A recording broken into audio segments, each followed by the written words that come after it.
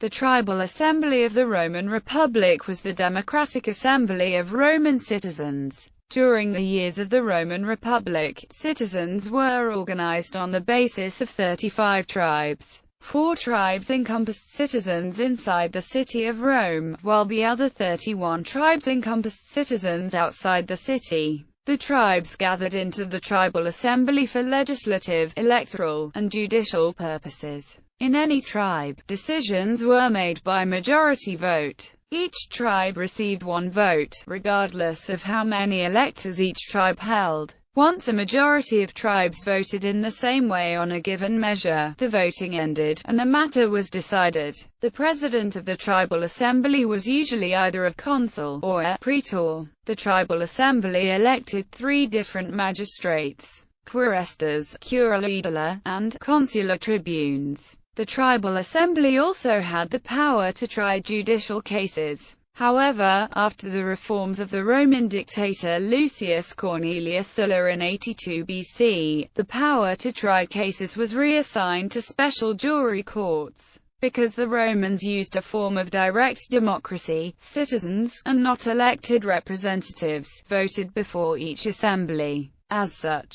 the citizen electors had no power, other than the power to cast a vote. Each assembly was presided over by a single Roman magistrate, and as such, it was the presiding magistrate who made all decisions on matters of procedure and legality. Ultimately, the presiding magistrate's power over the assembly was nearly absolute. The only check on that power came in the form of vetoes handed down by other magistrates. Any decision made by a presiding magistrate could be vetoed by a magistrate known as a plebeian tribune. In addition, decisions made by presiding magistrates could also be vetoed by higher-ranking magistrates. Assembly procedure. In the Roman system of direct democracy, 2 primary types of assembly were used to vote on legislative, electoral, and judicial matters. The first was the committee. The tribal assembly was a committee. Committees were assemblies of all citizens, and were used for official purposes, such as for the enactment of laws.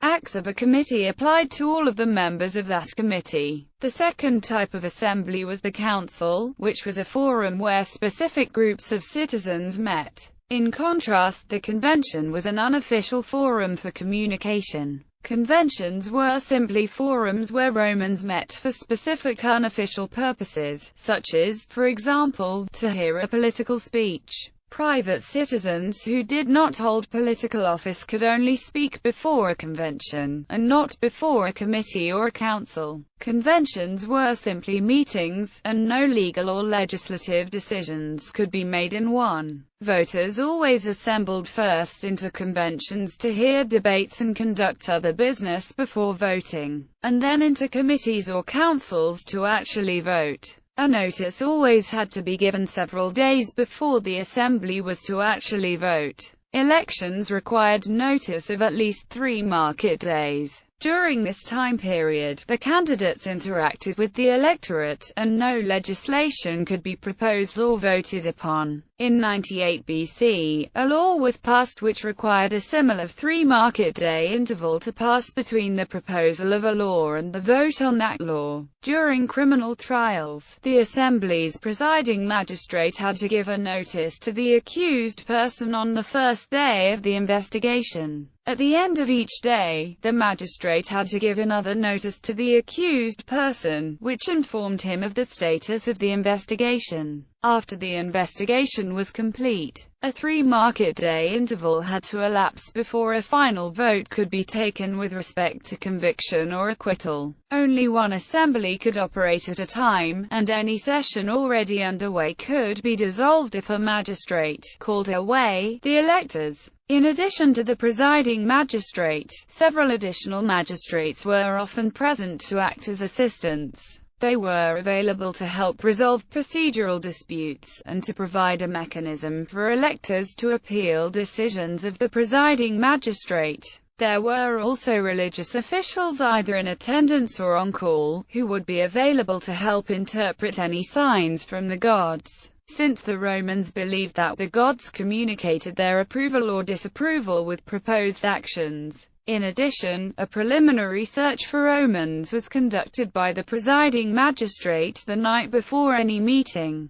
On several known occasions, presiding magistrates used the claim of unfavorable omens as an excuse to suspend a session that was not going the way they wanted. On the day of the vote, the electors first assembled into their convention for debate and campaigning. In the conventions, the electors were not sorted into their tribes. Speeches from private citizens were only heard if the issue to be voted upon was a legislative or judicial matter, and, even then, only with permission from the presiding magistrate. If the vote was for an election, no speeches from private citizens were heard, and instead, the candidates for office used the convention to campaign. During the convention, the bill to be voted upon was read to the assembly by an officer known as a herald. Then the order of the vote had to be determined. An urn was brought in, and lots were cast to determine the sequence by which the tribes were to vote. A plebeian tribune could use his veto against pending legislation up until this point, but not after.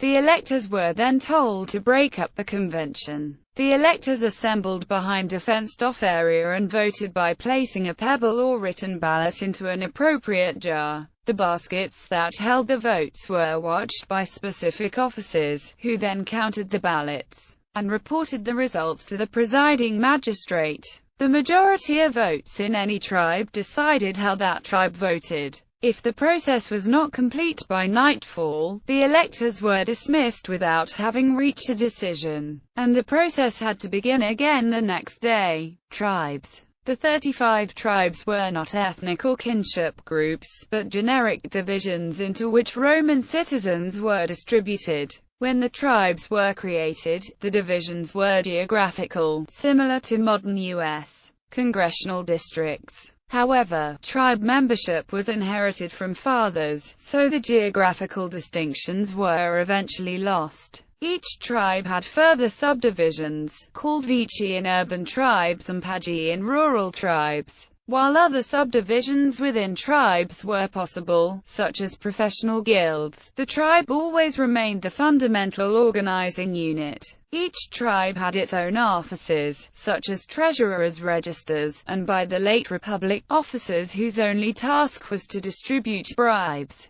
Because tribal membership was reaffirmed once every 5 years in each census, it became possible to crudely gerrymander tribes. While land could never be taken away from a tribe, the magistrates known as censes had the power to allocate new lands into existing tribes as a part of the census. Thus, censes had the power to apportion tribes in a manner that might be advantageous to them or to their partisans. During the early and Middle Republic, the tribal assembly met at various locations in the Roman Forum, including the Rostra, the Comitium, the Temple of Castor and Pollux, and in a location near the Temple of Jupiter Optimus Maximus. By the late Republic, the assembly often met right outside of the city wall on the Field of Mars. Because the size of the field allowed votes to occur more quickly, the presiding magistrate always ensured that all tribes had at least 5 members voting, and if any tribe did not, the magistrate reassigned individuals from other tribes into the vacant tribe. The order that the 35 tribes voted in was selected randomly by lot. After each tribe had voted, a lot was used to determine which tribe should vote next. The first tribe selected was usually the most important tribe, because it often decided the matter. It was believed that the order of the lot was chosen by the gods, and thus, that the position held by the early voting tribes was the position of the gods. As can be seen in U.S. presidential primaries, the early results tended to create a bandwagon effect. Once a majority of tribes had voted the same way, voting ended.